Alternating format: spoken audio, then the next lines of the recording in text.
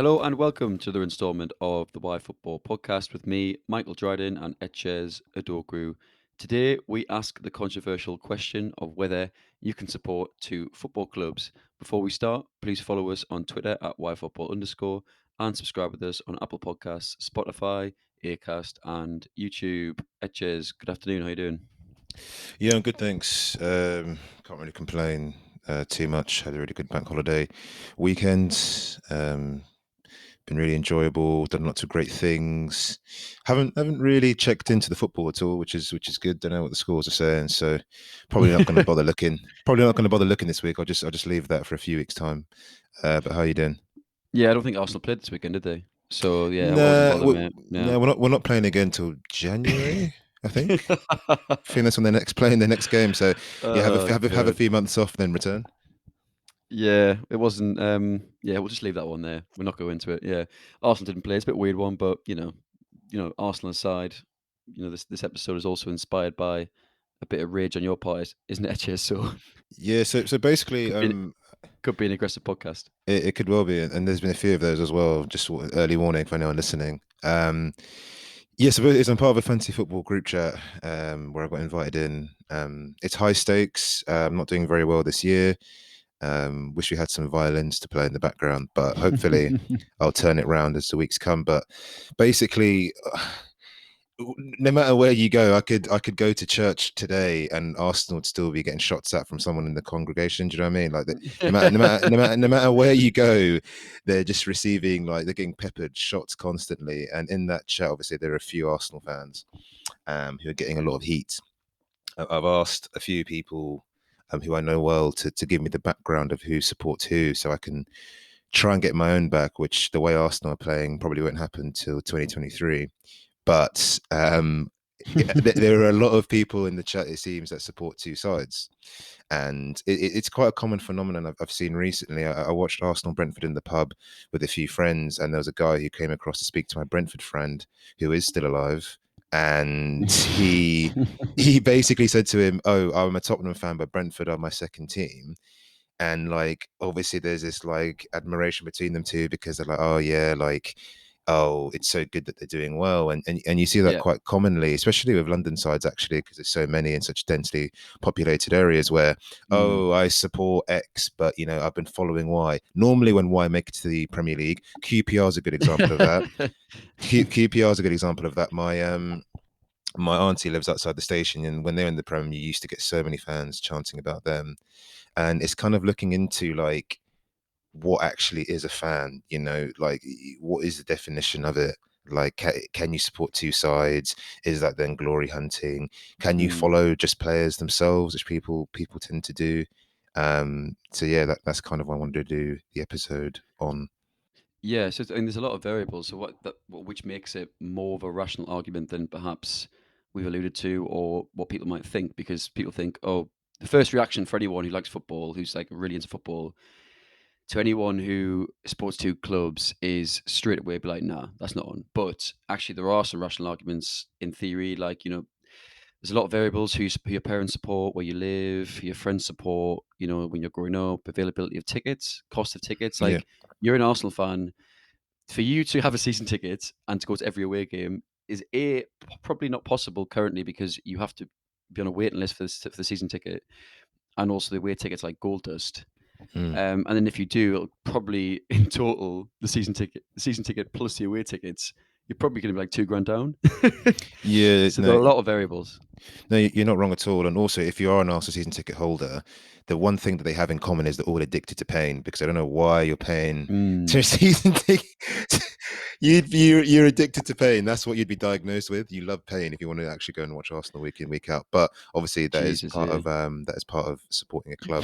So like, the question is, like, who do you support, right? And in previous generations, you generally supported who your mum or dad's or general family did. But Mm, in modern times of social media, certain clubs, they're no longer clubs, right? Not bands, brands, basically. Couldn't mm. get the word out. So, like, when you're a 6 year old, whose favorite player is KDB and Kane, and you then turn around and say, no, you got to support Wigan Athletic like your old man, Mm. that can be, quite difficult for young children, because, you know, winning is fun. Winning's fun now, and winning's fun all the time. But I think part and parcel of trying to get your children involved is that, it's much easier to pick the side that's winning every single week because you're always smiling than to go to a less glamorous side who are stuttering and not being, doing as well. So yeah, that can be quite tricky. But then if you have very stubborn parents and they can force your hand with it, then that can also be a way to get you on board. But I think what we've also seen as time has gone on is how much clubs have changed, right? I just said that they're just so big. They're not local Mm, sides that are part of the community where yeah. Phil, Dave, and John all work on a ticketing office. Um, True. it's completely different. They're commercialized juggernauts. Like they're all over the world. You see these clubs go to some of the big clubs anyway. Go to Asia. I saw Bournemouth go to, I think it was Australia when they're in the Prem. They had loads of fans. And I'm just thinking, like, that's how commercial and global the Premier League is, and also these clubs where you're getting smaller sides like Bournemouth, that are having presence in continents where you would never have expected them to. And these juggernauts have such a global reach now that following your local team, or if you're fortunate and your local team is one of these juggernauts, then it's a completely different ball game because these clubs are just complete global brands that are just very different to what they were 40 or 50 years ago. And I think what that then means, which is why they have, they're so big to begin with, is every year there's only 3 or 4 trophies to win, right? So when we're talking about who do you want to support or who do you want to follow, and we're talking about these big brands having such a big pool, then what we're beginning to really see is people pick 2 teams. They have one which is the big side, so it's the Arsenals, the Man United, the Chelseas, because they have the Vieiras of the past, they had the Van Nistelrooys, they had the Ronaldos, and they had the players that when you're really young, you think, wow, they're my favorite team. But then also, it seems that a lot of people are picking up these less glamorous sides, which actually has that local affinity for them, whereby it could be that Sutton United, which is a place really near me, or Palace, or it could be a variety of teams where you're from as well. And I think Mm. that's what we're kind of seeing is this marrying between, oh, this is my main team because they're the ones winning all the trophies, and this is the team where I actually have a bit more affinity towards, and getting this dual type of support going through the leagues. And whether that's right or wrong is up for debate. Yeah, definitely. I recall going to your earlier point. I recall going to Bangkok and seeing like at the metro, seeing a Leicester City shop. I know they've got Thai owners, so it makes more sense. But like that just kind of reminded me of your point before, where or your point reminded me of that, like just being in Bangkok and there being like a Premier League football club shop there. Just kind of brought home like how global the brand really is. And just to your point, obviously, it's no longer just an English league in a sense because there's fans. There could potentially be. This might be wrong, but there could be as many fans outside of England than within it support the Premier League now because it's so global and it's broadcasted across the world. Mm. There's definitely I'm really, really torn on this point because I think there's definitely an image and kind of status thing with people wanting to associate themselves with success generally and that therefore successful sides. Yep. So it's really tough because like when I was young, I got my dad to countless a few occasions to buy Arsenal games on pay per view for Sky because I wanted to watch Thierry Henry. That was more because I wanted to watch Thierry Henry rather than because I was like a supporter of Arsenal. But like to your point, like no one should ever tell you who you what you enjoy doing or who you should enjoy supporting or whether it's a player or a club. But at the same time, like it is a bit annoying when someone does support that successful team and you get the impression that's because they like to be associated with that success rather than the fact they Yep. actually enjoy it. It just depends on the context, I suppose. Because without that, then it wouldn't make any sense to support 2 teams, would it? You just support one because I support Sunderland because I used to go as a kid with my dad. I have some really good memories of doing so, and that for me rings true and will be a reason why I always love the club, regardless if we're in League One or the Premier League. We've never been a successful team, so it's kind of a different point. Like if I was, if I grew up in, right next to Old Trafford, I could have both of those things where I have the local affinity and also like the fact they're successful. And if they then became really bad, and to be fair, United have, compared to what they were, did fall off for a while, then of course that would make me wane because the bigger you are, the harder you fall. Mm. So I think that does, and that applies to Arsenal as well. Um, but yeah, I mean, I've had this discussion with fans before, and we'll get onto the definition of a fan shortly. But like, I had this discussion before with friends of does attending games make you a better fan? And I think again, I'm really split on this. I think it's a really interesting discussion, and it links to what we're talking about because I've had a season ticket before at Sunderland when I was younger. I was in school, and it is a big commitment. I mean, but bear in mind then I wasn't even paying for it. My dad was. Mm, Like I was a schoolboy, but like, um, like, attending 19 games, Tuesday nights in January, like, it is a lot of effort, and if you're paying for it, and particularly if you're paying for it in London, that's a mm, lot of money, and so that commitment, I know, and I've experienced that, and I know it takes a lot of work, and for someone then to say, "Oh, actually, no, it doesn't make you a better fan to go to games," you can still be a really dedicated fan and not go to games, true, but then someone's gotta do it, do you know what I mean? yeah. Like, your team wouldn't do very well if the stadium was empty, so I'm really, really torn on that because I do think anyone should be able to enjoy. The friend in question spent a lot of time growing up in the Middle East, so he can't go to Stamford Bridge every week. A Chelsea fan, he can't do that. But Mm. then he's more than entitled. He's got every right to support that team. Of course he does. So that's why I'm really torn on it. But I think there is still levels of engagement to things. If I turned around and said to you, "Oh, Ches, I really, really love badminton now," and then you said to me, "Okay, so have you started playing badminton?" I said, "Oh, no." And you went, "Oh, have you started watching badminton?" I said, "No." You'd be like, "Dry, you talking shit." Like, you don't love that. And I suppose that rings true more to these people that perhaps say they support, say, Manchester United, but never actually even watch them on TV. 'Cause as I said, you can't go to every game. You might not even be able to get a ticket if you live there. So, Yeah, yeah. that's the point, isn't it? Right? Is that if we're saying you want to support a side because it's successful rather than your local team, then that's fine because there are fans across the globe. But then if you're just following that team for the success and you're not actually a fan, then how do you measure whether you're a fan or not? Because it's quite hard, isn't it? Because yeah, the old method would be, oh, are you going week in, week out to see that team? Mm, That's not plausible for some people. So yeah. therefore, how can you what do you measure it by? What do you then say to that? I mean, there are thousands and millions of Arsenal fans I know of that have waned their interest because the club's not in a good way and the club's lost. But that's part of the magic of supporting a side. You have Mm, other people that live literally in the middle of nowhere that are diehard fans of their clubs in other ways, and it's just how do you manage that? Well, someone supports two teams. How does it work? Does your second side get half the attention as your top side, or do you actually not really care about either? Are they both status images? I mean, that's quite an interesting point, and that's the thing, right? It's just the old guard. That's what I call them because I think football has mm, changed so much in the modern era. You go 50, 60 years ago, one tickets are very cheap. You could live locally, or you normally did live locally because the reach of these clubs was a lot smaller. If you go back 70 years, I doubt there'd be many people in, I don't know, Kuwait following Arsenal, for example, mm, because it just wouldn't be because of TV and the broadcasting and everything. It'd be a lot harder. So back then I'd understand how you could define or see what you deem a fan would be. But now, we just mentioned ticket prices earlier, really expensive, fans being all over the globe. You can't see your teams week in, week out. Sometimes the affinity is linked to a player. And Arsenal is massive in mm, Nigeria because of Kanu, and obviously Iwobi in recent times, but in particular Kanu because he was championed by the Invincible era and yeah. some of Arsenal's greatest success. So sometimes that's why they follow a team.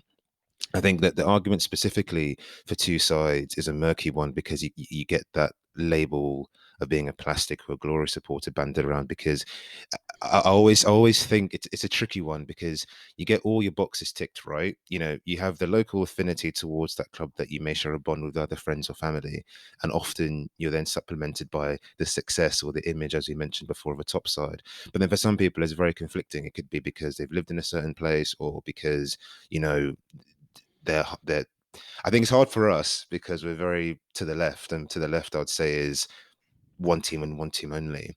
However, Yeah. for many people, what is so hard to define is they just don't think that way, which I think is it's hard to get your head around. I mean, personally, I'll put it out there. I'd love to support a new team.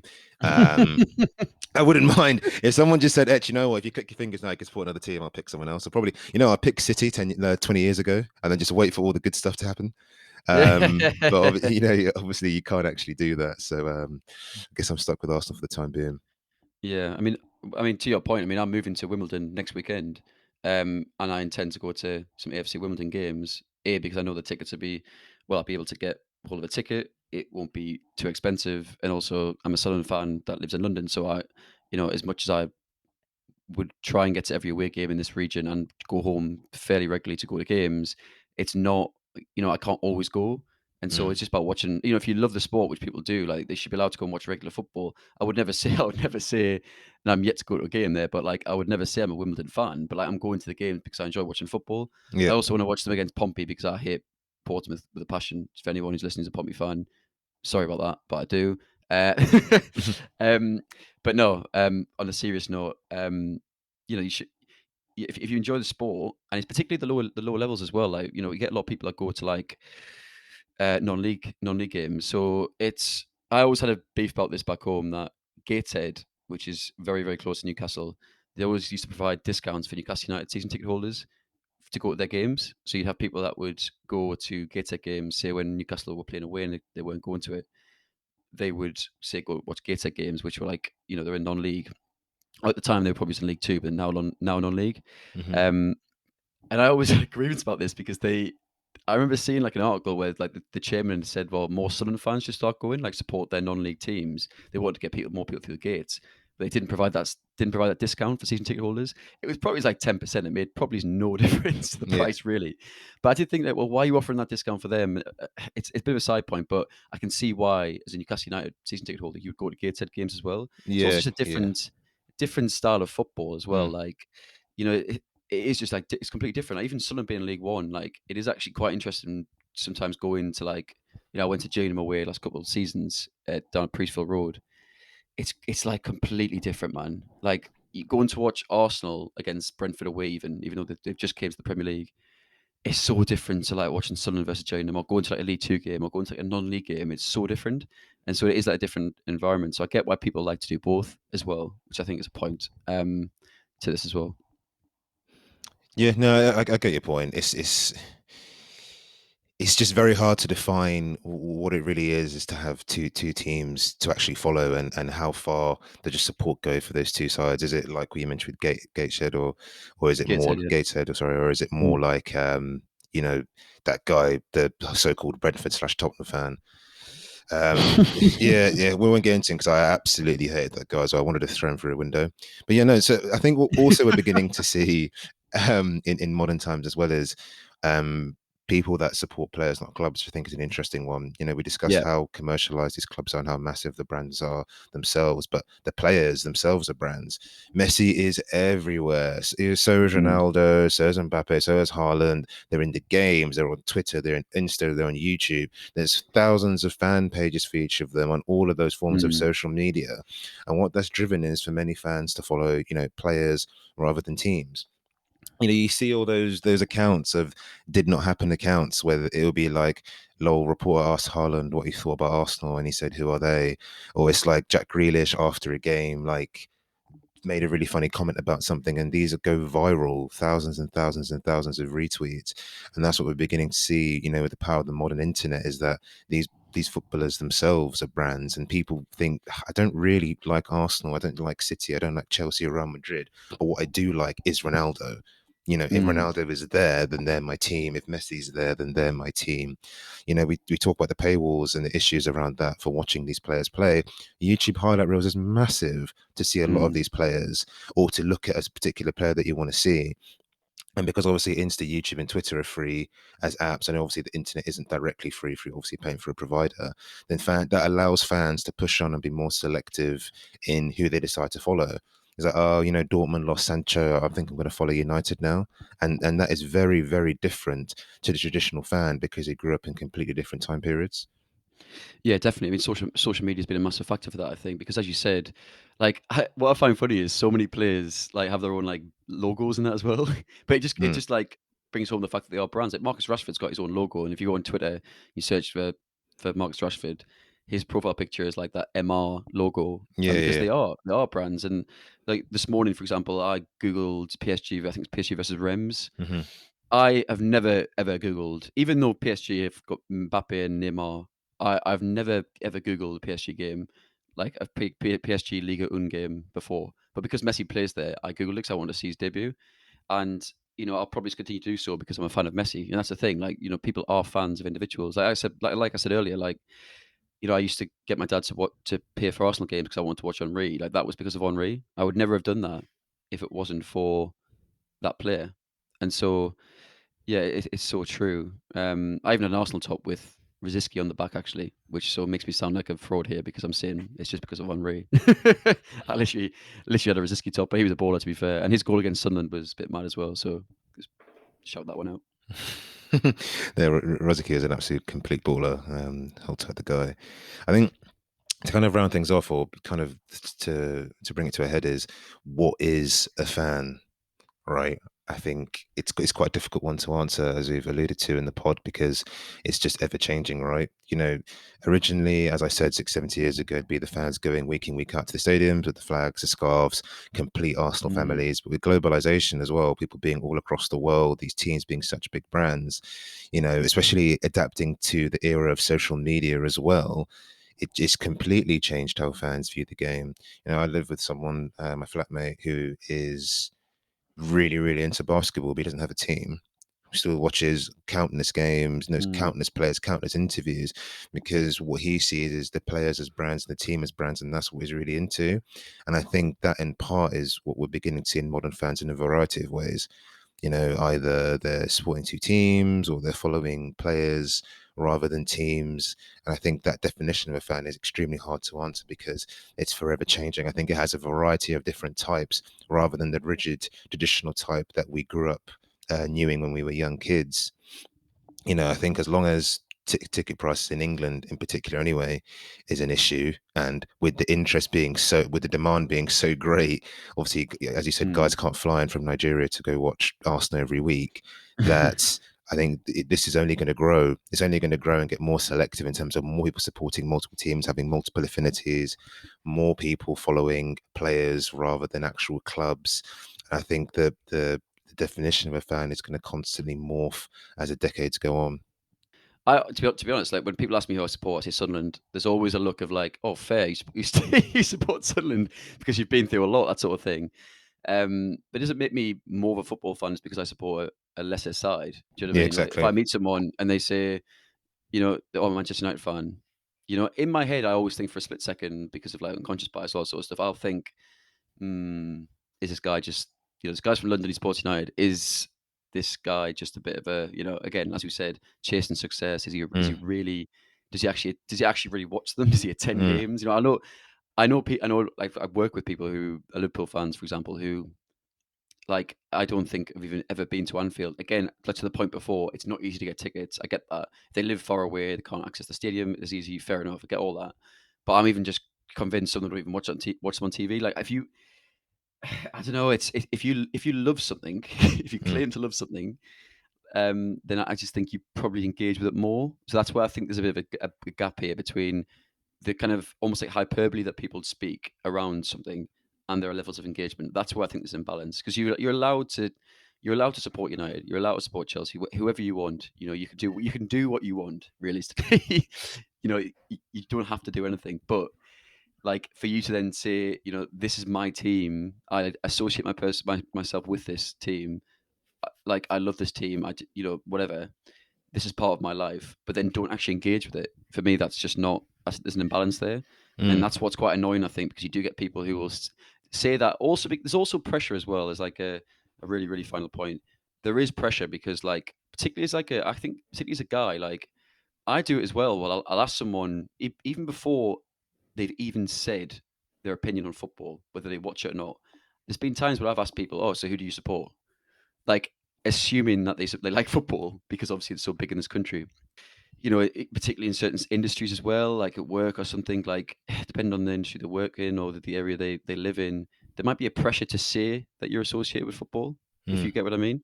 Yeah, I get So that. if someone asks like, "Oh, who do you support?" Say you've just started a new company and you want to make a good impression, you might say, "Oh, I support United," even though you don't like football. And I get there's that kind of pressure around that and this like need to have because if someone also said, "Oh, I'm a really big football fan, but I don't support any club," we would also think the same of them and think, "Hmm, that doesn't ring true."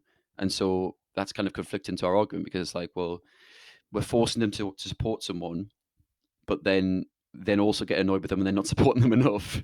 So it's yeah, there's loads of levels to it, but yeah, I just think the engagement point for me is the main bit, and people do spend a lot of time and effort and money on attending football matches.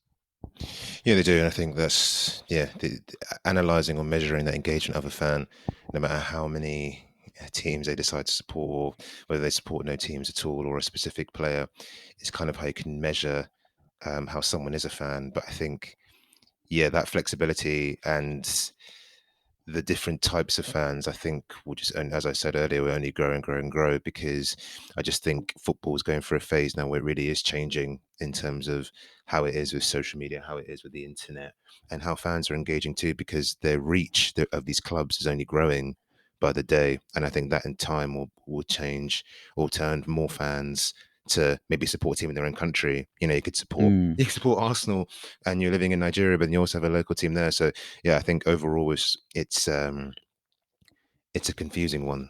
The definition of a fan. That's what mm. I'm gonna leave that one there. Yeah, fair enough. Yeah, so we'll wrap up on there on that point. Thank you, Etches, for pulling together the notes for this one. Very interesting discussion point that I'm convinced I'll get some follow-up points after this Yeah. from people I know who might be tuning in, but I think we've been pretty rational about it, so I think hopefully I won't get too many shots fired. But Mm. but yeah, thank you very much. And yeah, we'll see you guys next time. Brilliant. Cheers, guys. Cheers.